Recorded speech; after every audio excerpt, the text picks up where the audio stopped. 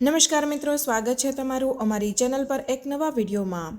મિત્રો, શ્રાવણ મહિનામાં જો તમે વાળ ધોવો છો તો સાવધાન થઈ જજો।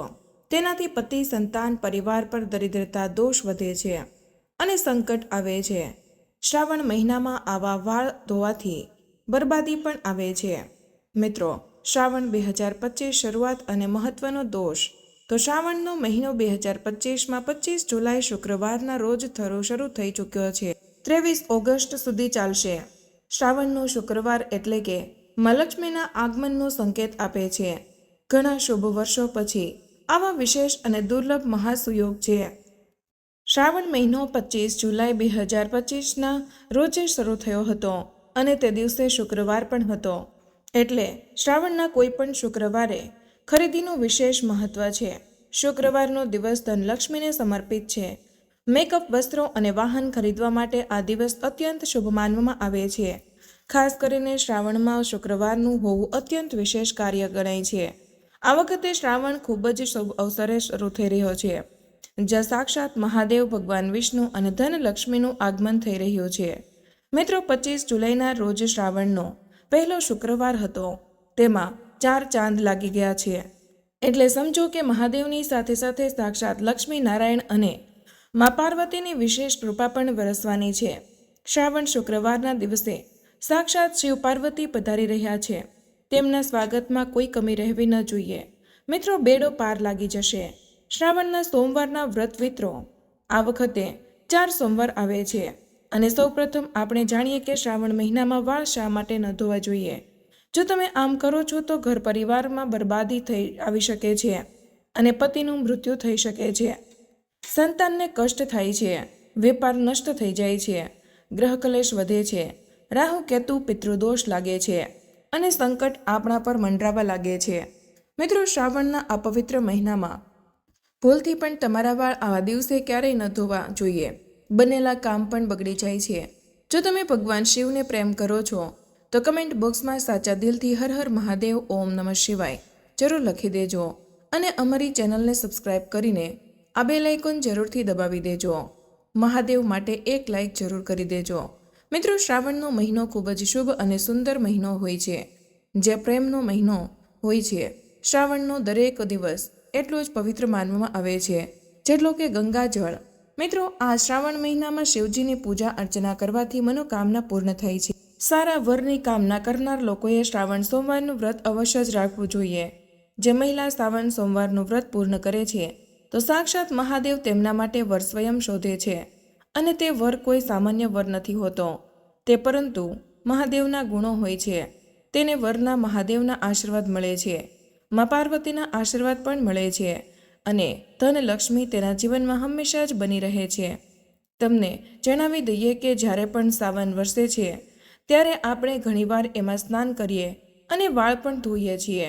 આખો શ્રાવણ આપણે ખુશીથી વરસાદનો આનંદ લઈએ છીએ, પરંતુ મિત્રો, શું તમે જાણો છો કે શ્રાવણના આ પવિત્ર મહિનામાં કોઈ પણ મહિલાઓએ આવી રીતે વાળ ક્યારેય ન ધોવા જોઈએ। મિત્રો, તેનાથી તેના પતિનું મૃત્યુ થઈ શકે છે, પતિના કામ ધંધા, બિઝનેસ બધું જ ઠપ થઈ જાય છે, સંતાનને કષ્ટ મળે છે। તો ચાલો હવે જાણીએ કે વાળ ધોવા માટેના નિયમો કયા છે। મિત્રો, આજનો વિષય છે સુહાગન મહિલાઓએ કયા દિવસે વાળ ધોવા અને કયા દિવસે વાળ ન ધોવા જોઈએ। તો મિત્રો, સુહાગન મહિલાએ ગ્રહલક્ષ્મી હોય છે। એ ગ્રહલક્ષ્મી એટલે કે ઘરની સુખ સમૃદ્ધિ તમારા પર નિર્ભર કરે છે। આવી સ્થિતિમાં સુહાગન મહિલાઓએ ક્યારેય પોતાના વાળ કે માથું ધોવું જોઈએ અને ક્યારે નહીં, તો એ તિથિ અને વાર પર નિર્ભર કરે છે। તિથિ અનુસાર વાળ ધોવાના નિયમો। મિત્રો, પહેલી વાત કરીએ તો તિથિની અમાસ, એકાદશી અને પૂનમના દિવસે વાળ ન ધોવા જોઈએ। તેને ખૂબ જ ઘોર અનર્થ માનવામાં આવે છે। જ્યોતિષ શાસ્ત્ર અનુસાર અમાસ, એકાદશી અને પૂનમની તિથિ પર ચંદ્ર કાં તો ઉચ્ચ અથવા કાં તો નીચી સ્થિતિમાં હોય છે। જ્યોતિષ શાસ્ત્ર કહે છે કે ચંદ્ર મસ્તકને પ્રભાવિત કરે છે। બીજું કે આપણા હિન્દુ પંચાંગમાં તિથિ અનુસાર વ્રત અને તહેવારો ઉજવવામાં આવે છે। આ શુભ દિવસો છે, જે આ શુભ દિવસોના એક જ દિવસ પહેલા વાળ ધોવા જોઈએ અને પછી મિત્રો તે દિવસે નહીં। ધર્મશાસ્ત્રો અનુસાર એવું માનવામાં આવે છે કે શ્રાવણના મહિનામાં કોઈ પણ સમજદાર કન્યા, સ્ત્રી કે સ્ત્રીએ શ્રાવણ મહિનામાં જે વરસાદ વગેરે થાય છે તેમાં એને ખુલ્લા વાળે સ્નાન ન કરવું જોઈએ. તેને ઘોર પાપ માનવામાં આવી શકે છે. તેનાથી મિત્રો પિતૃ ઉત્પન્ન થાય છે અને પિતૃદોષ લાગે છે. શાસ્ત્રો અનુસાર આપણા ગ્રંથોમાં જણાવ્યું છે કે ખુલ્લા વાળમાંથી જે પાણી ટપકે છે તેનાથી રાહુની ઉન્નતિ થાય છે અને મિત્રો આપણા પિતૃ નારાજ થઈ જાય છે. તો તમે જેટલા ખુલ્લા વાળે વરસાદ વગેરેમાં સ્નાન કરશો તો તમારા વાળમાંથી પાણી ટપકશે જ, જેના કારણે રાહુની ઉન્નતિ થશે અને મિત્રો આપણા પિતૃઓ નારાજ થઈ જશે અને પિતૃ દોષ લાગી જાય છે.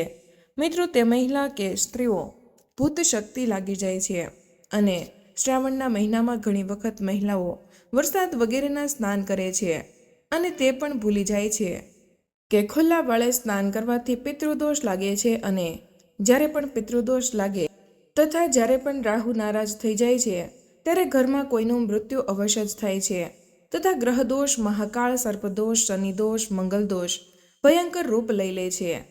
ગુરુ ગ્રહ પણ સાથ છોડી દે છે. આ જ કારણોસર વરસાદ વગેરેમાં સ્ત્રી કે કન્યા કે મહિલાઓએ ખુલ્લા વાળ દ્વારા સ્નાન કરવાથી મનાઈ કરવામાં આવી છે. તમે તમારા વાળ બાંધીને સ્નાન કરી શકો. જો વાળને કસીને બાંધીને સ્નાન કરવામાં આવે છે તો પિતૃઓ નારાજ નથી થતા, પિતૃઓની તૃપ્તિ નથી થતી, રાહુ દોષ પણ નથી લાગતો. હવે જાણી લઈએ કે આ વાર અનુસાર વાળ ધોવાના નિયમો. જો હવે ચાલો જાણીએ વાર વિશે. કયા વારના દિવસે વાળ ધોવા ન જોઈએ અને કયા વારના દિવસે વાળ ધોઈ શકાય. અહીં પણ તમે એક વાતનું ખાસ ધ્યાન રાખજો કે તમે કોઈ પણ વારનું વ્રત રાખો છો તો તે વ્રતના દિવસે, તે વારના દિવસે તમે વાળ ન ધોવો. એક દિવસ પહેલાં જ વાળ ધોઈને શુદ્ધ કરી શકો છો. રવિવારના દિવસે વાળ ધોઈ શકાય કે નહીં? જો તમે રવિવારનું વ્રત રાખો, સૂર્યદેવની આરાધના કરો તો રવિવારે વાળ ન ધોવા. જો તમે વ્રત પણ રાખો છો અને કોઈ અનિવાર્ય કાર્યના કારણે તમને રવિવારે જ વાળ ધોવા પડે, તેના માટે આ ઉપાય છે. ગુડહલના ફૂલ લઈ તમે થોડા મસલી તેનામાંથી રસ નીકળે તેને તમારા વાળમાં લગાવી ત્યારબાદ વાળ ધોઈ લો. સોમવાર તો મિત્રો સોમવારના દિવસે વાળ ધોઈ શકાય છે. તો ચાલો જાણીએ કે સોમવારે વાળ ધોઈ શકાય, પરંતુ જે મહિલાઓ સોમવારનું વ્રત રાખે છે તેઓ સોમવારે ભૂલથી પણ વાળ ન ધોવે. પરંતુ કોઈ અનિવાર્ય કારણસર સોમવારે વ્રત રાખવું, વાળ ધોવા પડે, તેના માટે આ ઉપાય છે. મિત્રો, પલાશના ફૂલોને તમારા હાથેથી મસલી પછી તેના તમારા વાળમાં લગાવી દો અને ધોઈ લો. તેનાથી તમારા પર બનનારી અશુભતા બદલાઈ જશે અને તમે વાળ ધોઈ શકો છો. તેનાથી તમને શિવના ક્રોધનો સામનો નહીં કરવો પડે. પલાશના ફૂલ તમને શોધવાથી જ મળશે. મંગળવાર. મિત્રો, મંગળવારે વાળ ધોઈ શકાય કે નહીં? માનવામાં આવે છે કે આ દિવસે વાળ ધોવાથી આર્થિક પરેશાનીઓનો સામનો કરવો પડે, સાથે જ વિવાહિત જીવનમાં પણ અવરોધો આવવા લાગે છે. જો કોઈ કારણોસર મંગળવારે જ તમને વાળ ધોવા પડે ત્યારે તમારે આવા સમયે લાગનારા દોષોથી બચવા માટે આ ઉપાય કરવો જોઈએ. આમળાનો રસ અથવા તો આમળાના ચૂર્ણનું પેસ્ટ બનાવીને તમે તેને તમારા વાળમાં લગાવી લો અને પછી તમારા વાળને ધોઈ લો. મિત્રો, બુધવારે મહિલાઓએ વાળ ધોઈ શકાય કે નહીં? પરંતુ માન્યતા છે કે જો કોઈ મહિલાના નાના ભાઈ હોય ત્યારે આ સમયે તે વાળ ન ધોવે, કારણ કે બુધવાર અધિપતિ બુધ ગ્રહ આપણા નાના ભાઈ બહેનના કારક હોય છે. આ દિવસે વાળ ધોવાના દોષ આપણા નાના ભાઈને લાગે છે. તેનાથી બચવા માટે આ એક ઉપાય છે. તમે વરુણદેવ એટલે કે જળના દેવતાને અથવા તો બુધવારના સ્વામી શ્રી ગણેશજીને પણ તમારા મોટા ભાઈ બને. મિત્રો, તો ચાલો જાણીએ કે કેવી રીતે કરવું જોઈએ. કોઈ પણ પૂજામાં જ્યારે કલશ સ્થાપના થાય ત્યારે તેમાં જળ ભરો છો તો તે જળમાં વરુણ દેવનું આહ્વાન કરીને પ્રાર્થના કરવી કે હે વરુણ દેવ, હું તમને મારા મોટા ભાઈ માનું છું. કૃપા કરીને તમે મારી અને મારા પરિવારની રક્ષા કરો. આવી જ રીતે દરેક પૂજામાં સૌપ્રથમ શ્રી ગણેશજીની પૂજા થાય છે ત્યારે પણ તમે તેમની પાસે પ્રાર્થના કરી શકો તેઓ તમારા મોટા ભાઈ બની તમારી રક્ષા કરે. તેમ છતાં કોઈ કારણોસર બુધવારે જો તમને વાળ ધોવા પડે તો તેના દોષોથી બચાવે. મિત્રો, તુલસીના પાન પણ લઈ શકાય અને તેને મસલીને તમારા વાળમાં લગાવી લો, પછી વાળ ધોઈ લો. મોટામાં મોટું સંકટ આપોઆપ સમાપ્ત થઈ જાય. જો ઘરમાં તુલસી નથી તો આસપાસના કોઈ પણ પાસેથી 5 પાન માગી લો. મિત્રો, હવે આવે છે ગુરુવાર. ગુરુવારે સુહાગન મહિલા જ નહીં, કોઈ પણ સ્ત્રી પુરુષ પોતાના વાળ ન ધોવા જોઈએ. તમને આગલા જન્મ સુધી તેનું પાપ લાગશે. કારણ કે ગુરુ ગ્રહ બધાનો ગુરુ છે. તમને ખબર જ હશે, ગુરુવારે પોતું પણ ન લગાવવું જોઈએ. આવી માન્યતા છે કે ગુરુવારે વાળ ધોવાથી અથવા તો ઘરમાં પોતું લગાવવાથી આવા કાર્યથી માતા લક્ષ્મી રૂષ્ટ થઈ જાય છે અને ગુરુનો નાશ થવાથી ઘરમાં કલેશ વધે છે, બરબાદી આવે છે, ઘરનો નાશ થઈ જાય છે. મિત્રો, જો ગુરુવારે અનિવાર્ય કારણોસર વાળ ધોવા પડે તો તેના દોષથી બચવા માટે આ ઉપાય કરવો જોઈએ. થોડી હળદર લઈ અથવા તો બેસન, તેમાં આ બંનેના ભેગા કરીને એક લેપ બનાવી તેને તમારા વાળમાં લગાવી પછી વાળ ધોઈ શકો છો. મિત્રો, શુક્રવારના દિવસે સુહાગન મહિલાઓએ પોતાના વાળ ધોઈ શકાય છે, પરંતુ જે મહિલાઓ પુત્ર છે અથવા તો જેમને પુત્ર પ્રાપ્તિની કામના છે તો આવા સમયે તેઓ શુક્રવારના દિવસે વાળ ન ધોવે. જો તમને શુક્રવારના દિવસે કોઈ અનિવાર્ય કારણોસર વાળ ધોવા પડે તો તેના દોષથી બચવા માટે આ ઉપાય કરવો જોઈએ. પહેલાં તમારા વાળમાં થોડું દહીં લગાવી પછી વાળ ધોઈ લો. હવે આવે છે શનિવાર. મિત્રો, શનિવારે સુહાગન મહિલાઓએ પોતાના વાળ ન ધોવા જોઈએ. શનિવાર એટલે કે શનિદેવનો દિવસ માનવામાં આવે છે. જેમ કે તમે જાણો છો, બધા જ દેવોમાં ન્યાય માટે ઉચ્ચ સ્થાન શનિદેવને આપવામાં આવ્યું છે. શનિદેવને ન્યાયના દેવતા કહેવામાં આવે છે. એક જ રીતે તેમને આખા બ્રહ્માંડમાં જ કહી શકો છો. અને આ જ કારણે બધા લોકો શનિદેવના પ્રચંડ ક્રોધથી પણ ડરે છે. જો તમને શનિના પ્રકોપથી બચવું છે તો મિત્રો, આ દિવસે તમે વાળ કંઈ ન ધોશો. કોઈ અનિવાર્ય કારણોસર આ દિવસે વાળ ધોવા પડે તો દોષોથી બચવા માટે પહેલાં તમારા વાળમાં કાચું દૂધ લગાવી પછી વાળ ધોઈ લો. અને વાળમાં થોડા કાચા દૂધના છાંટા લગાવીને વાળ ધોવાથી શનિદેવની ખરાબ દ્રષ્ટિ નથી પડતી. અને એટલું તો તમે કરી જ શકો છો કે થોડા દૂધના છાંટા તમારા વાળમાં લગાવીને શનિવારે જરૂર સ્નાન કરવું જોઈએ. મિત્રો, હવે તમારી સાથે કેટલીક જરૂરી વાતો શેર કરવા માંગીએ છીએ અને તે છે કે સુહાગન મહિલાઓએ પોતાના માંગમાં સિંદૂર ભરે છે અને શરીરના આ સ્થાનને ગંગાજળ સ્થળ માનવામાં આવે છે. જો જ્યારે અહીં સિંદૂર લગાવવામાં આવે તો તેના ગંગા સિંદૂર કહે છે. આ જ પવિત્રતા અને સૌભાગ્યની નિશાની છે. મિત્રો, આ જ કારણે જે સુહાગન મહિલા નાહીને માંગમાં સિંદૂર ભરે છે તે પૂજા પાઠમાં સામેલ થઈ શકે છે. જો તે વાળ ન પણ ધોવે તો પણ, કારણ કે એ તેને પવિત્રતા અને સૌભાગ્યવતીનું વરદાન મળ્યું છે. પરંતુ મિત્રો, પુરુષોએ દરરોજ વાળ ધોઈને જ પૂજા પાઠમાં સામેલ થવું જોઈએ. મિત્રો, એક બીજો પ્રશ્ન રહે છે કે માસિક ધર્મ દરમિયાન તમે વાળ ધોવા કે નહીં? અલગ અલગ પ્રાંતોમાં તેની અલગ અલગ પ્રથાઓ છે. ઘણી જગ્યાએ અને આપણા આસપાસમાં જો આજે પણ તમે માસિક ધર્મના પહેલા, ત્રીજા અને પાંચમા દિવસે ફરજિયાત વાળ ધોવે તો મિત્રો, તેમાં તિથિ કે વાર બિલકુલ જોવામાં નથી આવતા. મિત્રો, જ્યારે પણ તમારી ડિલિવરી પછી તરત જ તમે જાણો છો કે માતાને વાળ ધોવા તો શું નાવા પણ દેતા નથી. 11મા દિવસે વાળ ધોવામાં આવે છે, પરંતુ આ તિથિનો તમે જરૂર ખ્યાલ રાખો. માતા સીતા દ્વારા સુહાગન મહિલાઓ માટે 5 મહત્વપૂર્ણ વાતો. મિત્રો, આગળ સીતા માતા કહે છે કે કોઈ પણ સુહાગન મહિલાઓને આ 5 વાતો જરૂર ખબર હોવી જોઈએ, નહીં તો તમને તમારા પતિને ક્યારેય સમાન સન્માન નહીં મળે. જાણીએ કે વાળ બાંધીને રાખો. માતા સીતા કહે છે કે સ્ત્રીએ હંમેશા પોતાના વાળ બાંધીને જ રાખવા જોઈએ, કારણ કે બંધાયેલા વાળ સંબંધોને બાંધીને રાખે છે. સ્ત્રીઓના ખુલ્લા વાળ ઘરનો વિનાશ કરે છે, જેનું વર્ણન મહાભારત કાળમાં મળે છે. ખુલ્લા વાળ નકારાત્મક શક્તિઓને પણ આકર્ષે છે.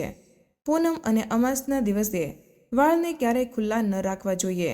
આ દિવસે ભૂત પ્રેત કે કોઈ પણ ખોટી ઉર્જા તમારા ખુલ્લા વાળ હોવાથી તમને પોતાનો શિકાર બનાવી શકે છે.